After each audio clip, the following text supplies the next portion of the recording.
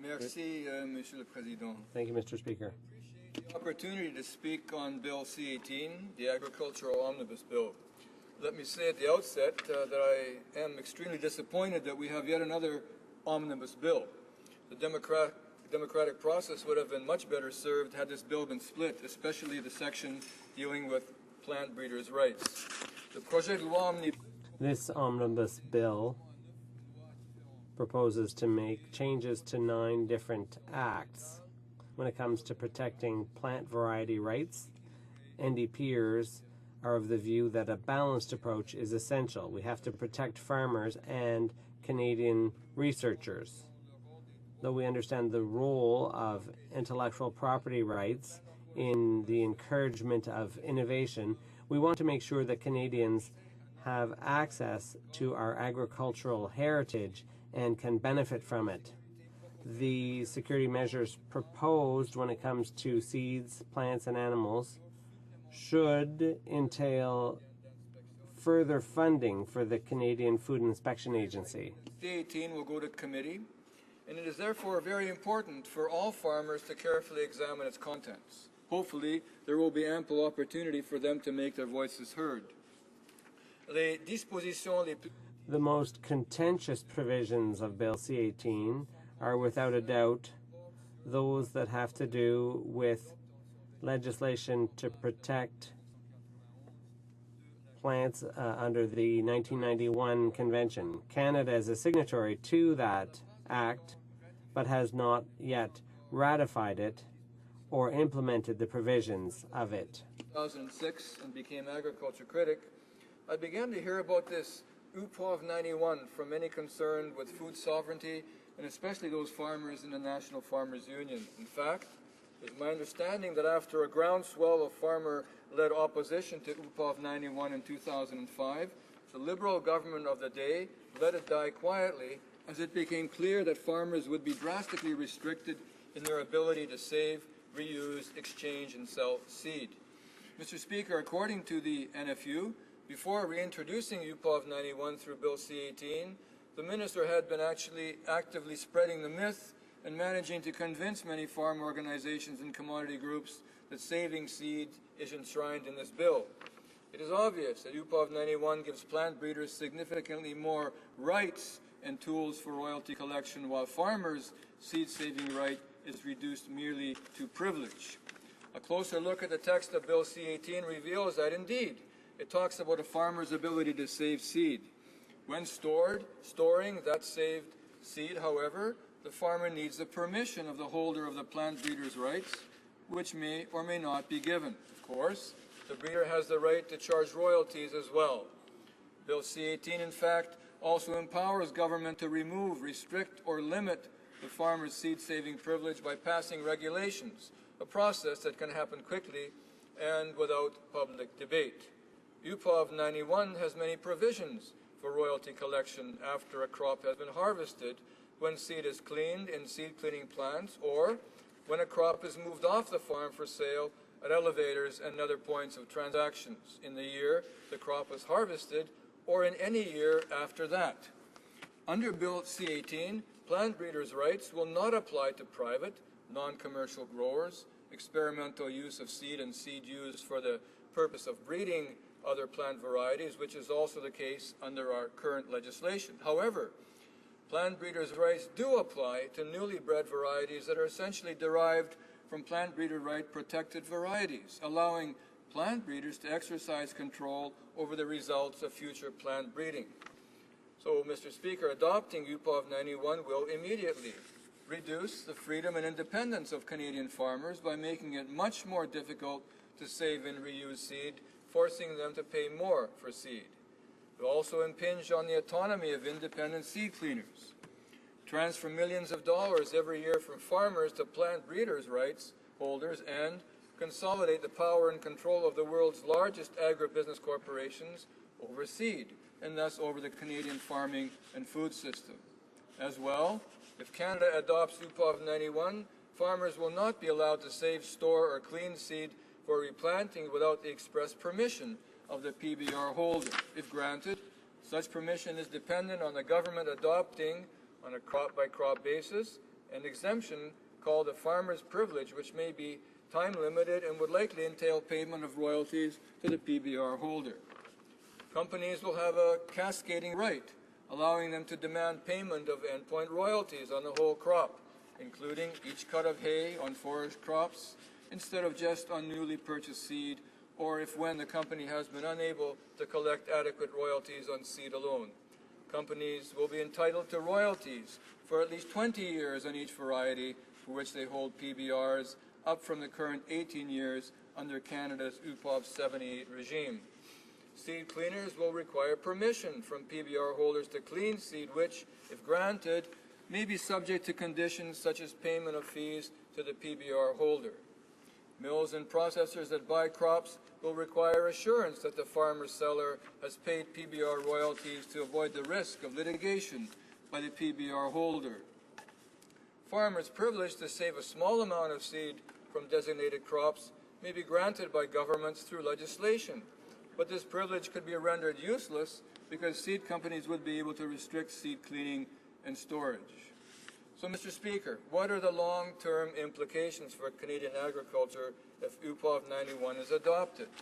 According to the analysis by the National Farmers Union, some of the likely changes include higher per acre cost of production due to higher seed prices, lower margins because end-use royalties will reduce potential gross income at sale, fewer and larger farms because reduced profitability will drive larger scales of production, loss of independent seed cleaning businesses as farmers are forced to buy seed directly from PBR holders or their licensees instead of cleaning a portion of their harvested crops used as seed.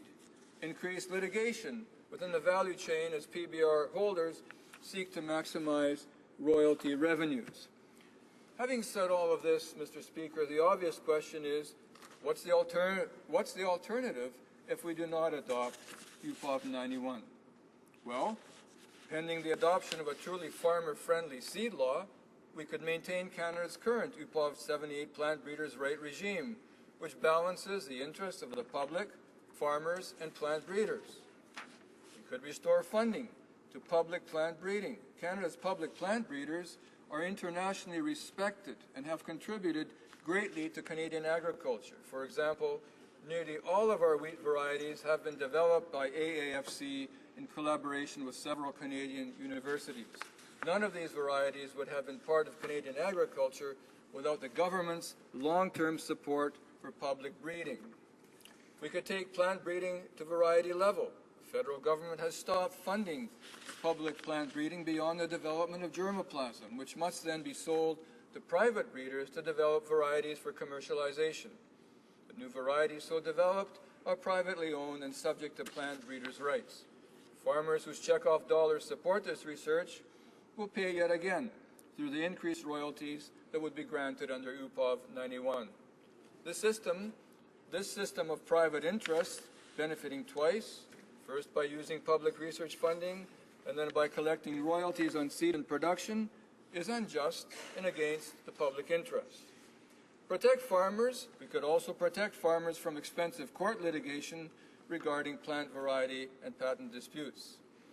Finally, Mr. Speaker, I'd like to say that we, as parliamentarians, need to look very carefully before rejecting a system that has worked well for farmers.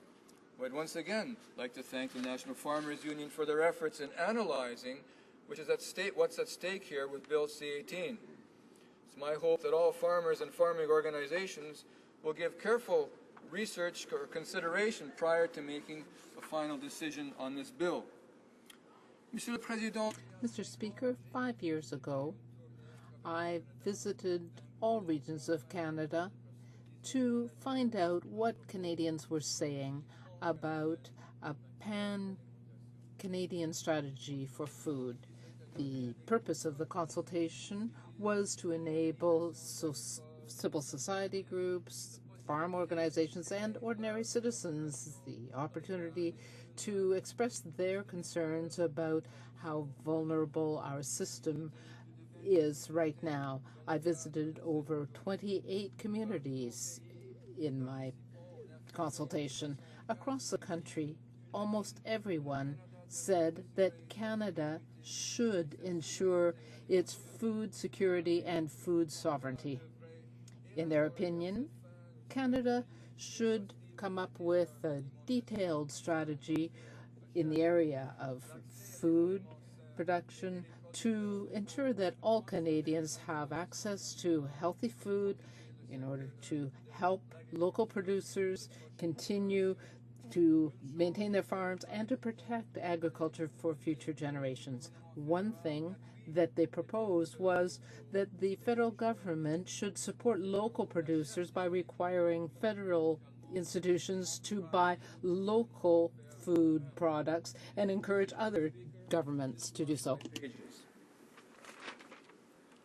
It actually happened to me once before in a bill, and they went all flying all over the place, and I had to speak from memory. En tout cas, we'll continue here. What this implies, Mr. Speaker, is that Canadians, especially farmers, need to have more control over their food supply. This ability to control the country's food supply is the fundamental principle of food sovereignty. Since we're a trading nation, our goal has to be to somehow find that, what I call a delicate balance between trade and food sovereignty.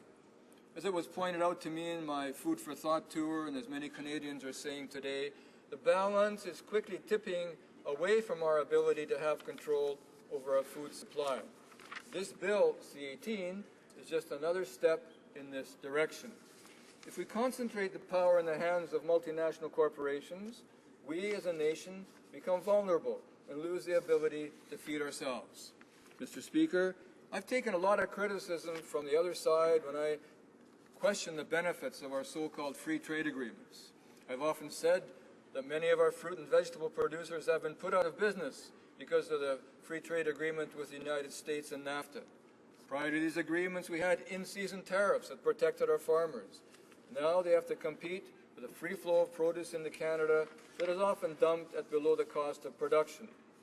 In its report, The Farm Crisis in the Cattle Sector, Toward a New Analysis and New Solutions, the National Farmers Union has made a correlation between the drop in cattle prices at the time of the report and the implementation of the Canada-U.S. Free Trade Agreement in 1989.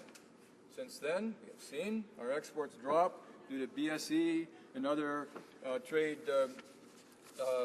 initiatives, and now we're being hit by U.S. country of origin labeling or COOL.